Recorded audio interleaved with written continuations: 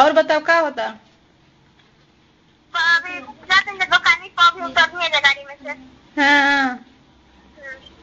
अच्छा और स्कूल ठीक है बस माई हमके कॉल से तब इंतजार करे थे 4 बजे ले उनकर 5 बजे ले तब अचार खाता नहीं खैबी? अचार खतरी हाँ खाना के मैंने ना पूछलिए मेरी तरफ से खाए ज्ञान नहीं लगता तो भूखे तो इहो आदमी बा तो नहीं खाने ना अब फुआ के जो तरह सरी फुआ के जो तरह सन खूबे हो जन तोर बड़ा सा फुआ के यहाँ हाँ हाँ क्या जो होता लड़का बाबू अच्छा चला के ना कहाँ आज रे मोटरसाइकिल गाड़ी हाँ मैंने फुआ के यहाँ वो परेशान बड़ा सन अच्छा परेशान को के चलिए बड़ू रंडो चला ठीक है कोई सामान ढंग से नहीं खे बतिया पति का है क्या करी लाज लगता का हाँ ठीक हो रहा खाली हुई तो बतिए खाली हुई तो बतिए जब नहीं खे बतिया बता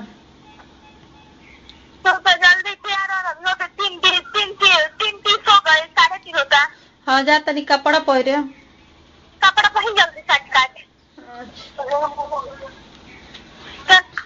कौन कपड़ा पहन तनी चल आज जेते जे नहीं ना कहले आज जेते जे नहीं ना कहले ना चलो तरबूरी को जो कुटवा है तनी बढ़िया से ठीक है तरबूर कुटवाई वही लाट डलवा के ठीक बाकी हो रही कहाँ के बा माने जो कल किया तो नहीं गया ऊ हवे कुड़ा हवे बलिया के हवे बलिया के हवे हाँ चलो ठीक है तो कहते हैं कि चलो तार लाट डाल के बूर खूब वही में उखरी में डाल के मूसर चाउर छटवा देता ने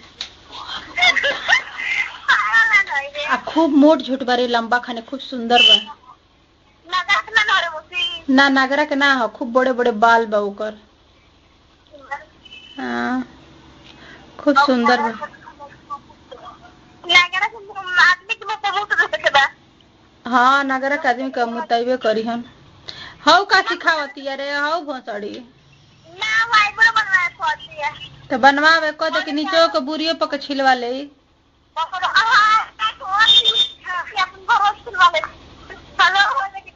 हाँ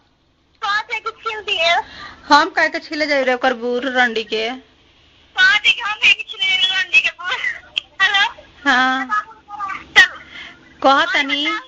तो कहतनी एक बार तो तहार खूब पूरा हो जाए ना क दिन खातिर अस्थिर हो जेबू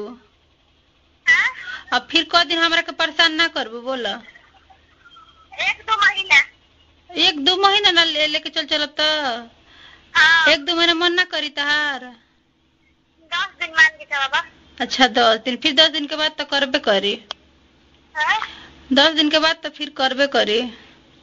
हम कही ना कि भाई काहे चलवा हमरा लगे फोन नहीं करतो गई दौड़ के भाग के लुका के आई कि मौसी बड़ा मन करता हमर चल कहीं है बात करहो तो हम कहीं कि जा दब कहने बदल गइल बड़ी सा तो चलो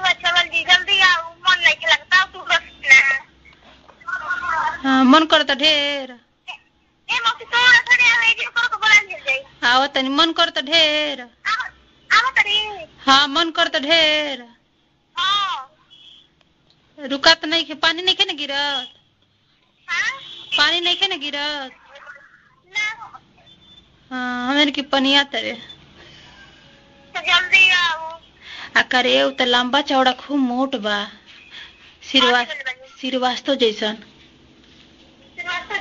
श्रीवास्तव जी जैसन बा मोट खाने तब कल हमरा तो डर लागता हो जाए चल ना अरे ओकर मोट हो गया कहीं फाड़ उड़ दी तहार तो हम का करब हाँ तो बर्दाश्त कर लेबी ना बर्दाश्त कर लेबी हमरा डर लगता बहनी सही में बहुत डर लगता है हाँ 10,000 रुपया दी तो कोई हली करी ना